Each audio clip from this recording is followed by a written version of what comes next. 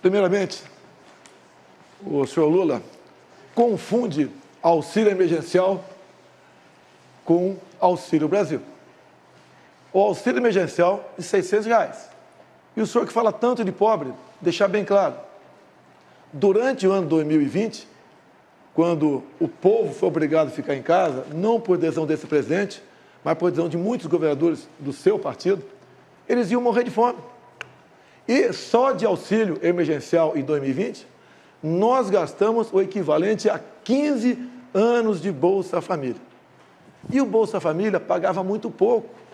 Eu tinha vergonha de ver as pessoas mais humildes, especial do Nordeste, do interior do Nordeste, recebendo, algumas famílias, começando a receber R$42 por mês.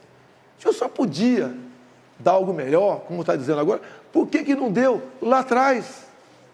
Porque agora, quando a gente chega e passa para 400, contra a sua bancada do PT, e depois passa para 600, o senhor quer se arvorar de grande benfeitor que vai prometer. O senhor promete o tempo todo. O senhor prometeu levar água para o Nordeste.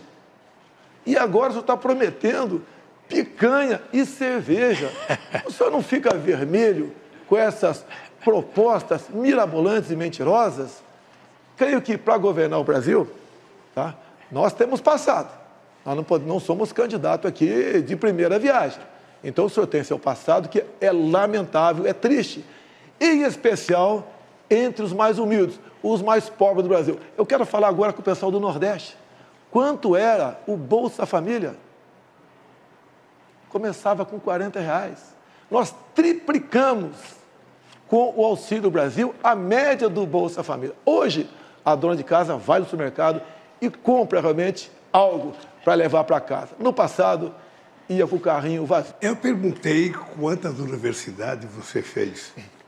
Perguntei quantas escolas técnicas você fez. E você veio falar do Bolsa Família. O nosso programa de inclusão social não era só o Bolsa Família. O nosso programa de inclusão social foi a maior política de distribuição de renda que esse país já conheceu para o pobre. Porque era ajuda ao pequeno produtor rural, era 1.400.000 cisternas que nós fizemos para o Nordeste, era o PNAE para levar comida para as crianças mais pobres e a gente comprava do pequeno produtor, além do aumento do salário mínimo de 74%. Mas eu queria voltar à pergunta inicial. Quantas universidades e escolas técnicas o seu governo fez? Senhor Lula, durante a pandemia, 2 anos as universidades ficaram fechadas. Não tinha cabimento você abrir a universidade para ficar fechada. Lula, você não respondeu a pergunta do Josias de Souza sobre o Petrolão. Petrolão foi o maior esquema de corrupção da história da humanidade. O endividamento da Petrobras, com desvio de recursos, com compra de refinarias como Passadina, com o começo da construção de 3 refinarias, uma no Maranhão, outra no Pernambuco, outra no Rio de Janeiro. Não concluiu nenhuma, só ali se enterrou 90 bilhões de reais. Dinheiro, Lula, que você enfiou no ralo e grande parte dividiu com seus amigos. Muitos devolveram centenas de milhões de reais. Lula, a Petrobras se endividou em 900 bilhões de reais. Isso equivale a você fazer 60 vezes a transposição de São Francisco. Lula, responda sobre o Petrolão. Eu vou responder sobre a Petrobras e vou dizer uma coisa para você. A Petrobras tinha uma dívida de 300 milhões e essa dívida foi feita porque a Petrobras precisava tirar o pré-sal de 7.000 metros de profundidade, que vocês não acreditavam. E muita gente nesse país dizia que era impossível tirar o petróleo de 7.000 metros de profundidade. E nós conseguimos tirar, e hoje o barril de petróleo colocado em terra é quase que o mesmo preço do barril de petróleo da Arábia Saudita. A segunda coisa é que eu fiz a capitalização da Petrobras de 70 bilhões, foi a maior capitalização da história do capitalismo em dezembro de 2010 e transformei a Petrobras na segunda maior empresa de energia do mundo. E isso permitiu que a gente ficasse autossuficiente. O que acontece é que nós decidimos fazer refinaria, sim. o polo petroquímico de Itaboraí, no Rio de Janeiro, que foi parado. Nós decidimos fazer a refinaria no Maranhão, uma refinaria no Ceará. Fizemos a refinaria de querosene, sabe, no Rio Grande do Norte. Porque esse país queria ser exportador de produtos derivados e não de óleo cru, como está sendo agora. O Brasil tem um potencial extraordinário e se houve corrupção na Petrobras, olha, prendeu-se o ladrão que roubou, acabou. E prendeu porque houve investigação. Porque no nosso governo nada era escondido. A gente não tinha sigilo. Não tinha sigilo do filho, da filha, não tinha sigilo do cartão de crédito. A gente não tinha sigilo das casas, nada, tudo era ali. Era o portal da transparência e era a lei de informação, a lei de acesso à informação, que foram duas obras-primas que o PT criou para que o povo acompanhasse em tempo real a coisa que foram feitas nesse país. Quando você fala em crescimento, você mente o tempo todo. Dá um Google você em casa. Vê quanto foi o crescimento do Brasil em 2015, 2016. Governo do PT. O Brasil caiu na ordem de 7%. Tinha pandemia naquele tempo? Tinha guerra lá fora? Não. Mas tinha corrupção em abundância no Brasil. Em 2020, o mundo todo sofreu com a economia. Falavam lá fora que o Brasil ia cair 10%. Caiu 10%. No ano seguinte, recuperamos. Ou seja, com pandemia, com uma guerra lá fora e com uma crise ideológica, nós ficamos no 0 a 0 em 2 anos. E em 2 anos você perdeu 7%. Sem pandemia, sem falta d'água e sem guerra lá fora. Há uma diferença enorme entre cuidar da economia com uma pessoa como eu e o Paulo Guedes e você. E para falar economia, prezado Lula, quem vai ser seu ministro da economia? Já decidiu? Ou está barganhando ainda com algum partido político? Quem vai ser seu ministro da economia, Lula? Fala para a gente aqui. Uma coisa, eu falei do meu governo. O governo mais exitoso da história do Brasil. Um governo que tirou 36 milhões de pessoas da miséria absoluta. Um governo que colocou 42 milhões do povo brasileiro a um padrão de consumo de classe média. O governo que faz mais universidade na história do Brasil. O governo que mais colocou jovens. Nós pegamos o Brasil com 3 milhões e meio de jovens na universidade, deixamos com 8 milhões de jovens na universidade. O Brasil tinha 140 escolas técnicas, nós fizemos 422 escolas técnicas. Ou seja, nós aprimoramos porque nós tínhamos o melhor ministro da Educação do Brasil, que era o companheiro Fernando Haddad. O melhor ministro da Educação, que fez do Fundeb. O orçamento da educação subiu 160% no nosso governo. A gente criou o piso salarial dos professores, porque esse país estava dando um salto de qualidade. O Brasil era a 12ª economia do mundo, chegou à 6ª economia do mundo. Eu não sei se o adversário meu se lembra, eu era o único presidente do Brasil, da história do Brasil, convidado para todas as reuniões do G8 e convidado para 2 reuniões do G20. E por que a gente era convidado? Porque tinha uma coisa que a gente cuidava que você não cuida, que era a questão do clima. Foi no nosso governo o menor desmatamento da Amazônia. Foi no nosso governo. E o seu é o maior todo ano. Vocês estão brincando de desmatar. Vocês estão brincando de abrir cerca, vocês estão brincando de derrubar árvore, vocês vão ver o que vai acontecer com o comércio brasileiro. Porque o brasileiro do agronegócio, que é sério, aquele que quer ganhar dinheiro, aquele que quer exportar, sabe que não pode invadir a Amazônia. Então, nós vamos ganhar as eleições para poder cuidar da Amazônia e não permitir que haja invasão em terra indígena, em garimpo ilegal e muito menos alguém querer plantar milho, soja ou algum outro produto no lugar que nos pode plantar. Nós temos 30 milhões de alqueires de terra degradada que pode ser recuperada para plantar o que quiser no país. Então, eu queria que você explicasse um pouco o desmatamento da Amazônia, da forma irresponsável que está acontecendo agora no seu governo. Então fica aqui que eu explico. Tá bem. Pode ficar aqui? Pode. Dá um Google em casa aí.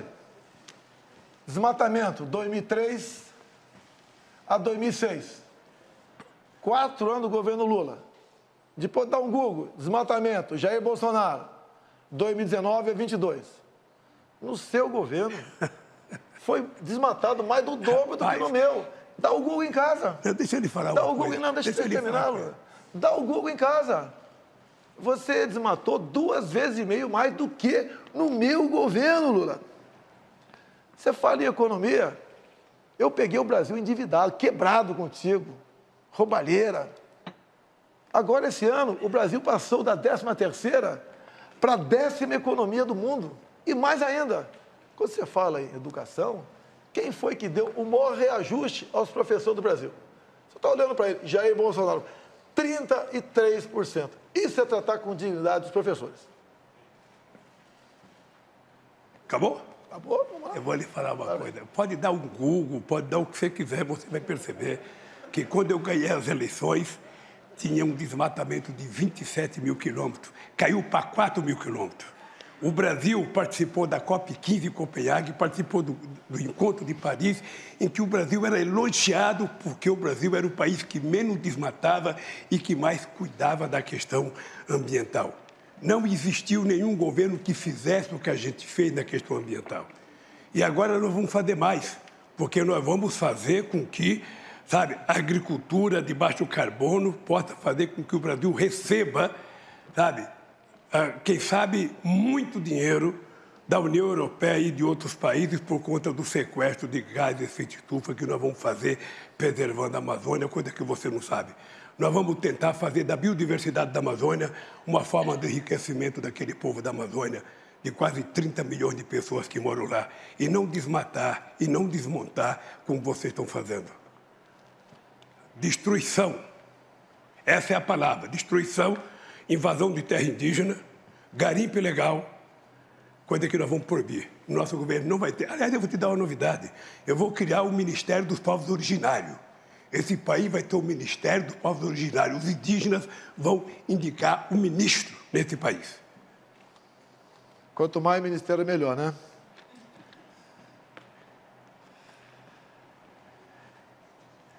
Lula, tu acabou de dizer, há poucas semanas, que é dividir a biodiversidade da Amazônia com o mundo.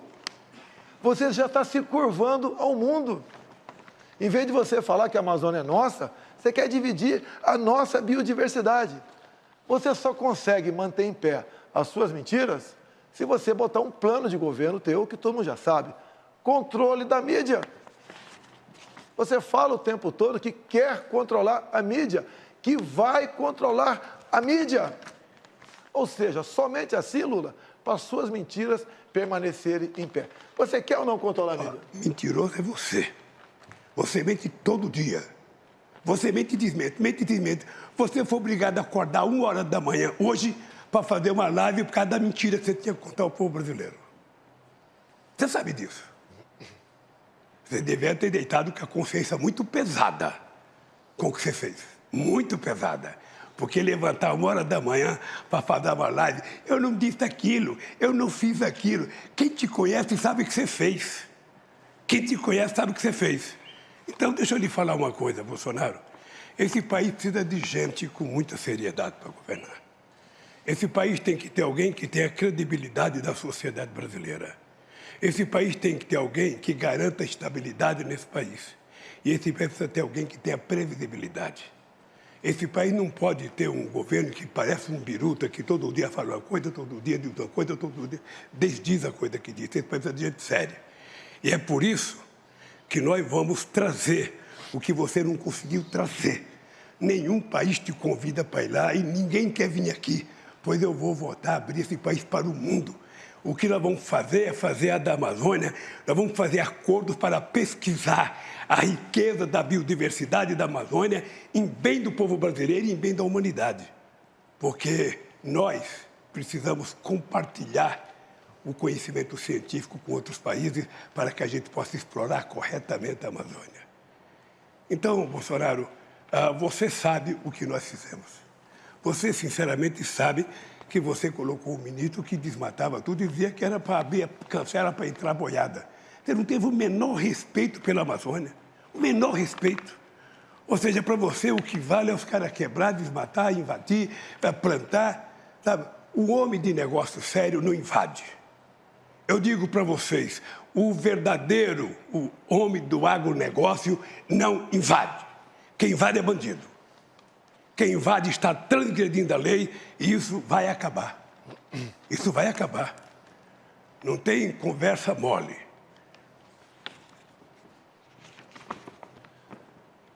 Em 14 anos, Quem é você? Você não fez nada. Em 14 anos, você não fez nada. Está prometendo que vai fazer pela Amazônia agora? Você não fez nada. Você passeou por aí, as suas viagens, mas nada além disso. Você não fez nada para o Brasil. Vamos falar um pouquinho sobre... Já você falou que vai trazer amigo para cá? Você sentiu... Você vai trazer... Você era deputado e você sentiu orgulho de ter o Lula como presidente. Fala a verdade. Meu tempo? Vamos falar dos seus amigos? Vamos. Daniel Ortega? Vamos. Ortega? Vamos É seu falar. amigo, não é? Vamos falar.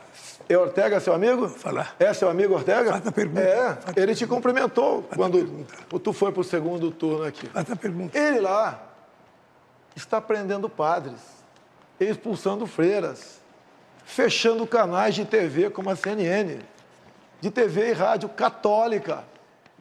Ele acabou de proibir a comemoração do Dia da Bíblia, proibiu procissões, fechou o país, um desrespeito com as religiões. E você o trata como amigo?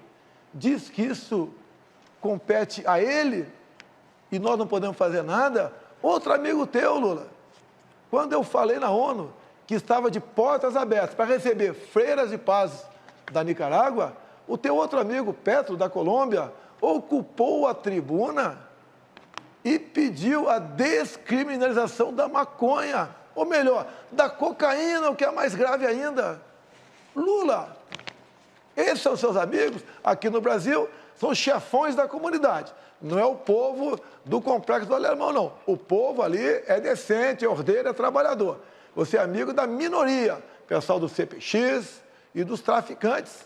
E você agora é amigo também de Ortega e Petro, que pede a descriminalização da cocaína e que prende padres e freiras. É isso mesmo, Lula? Fala sobre o teu amigo aqui.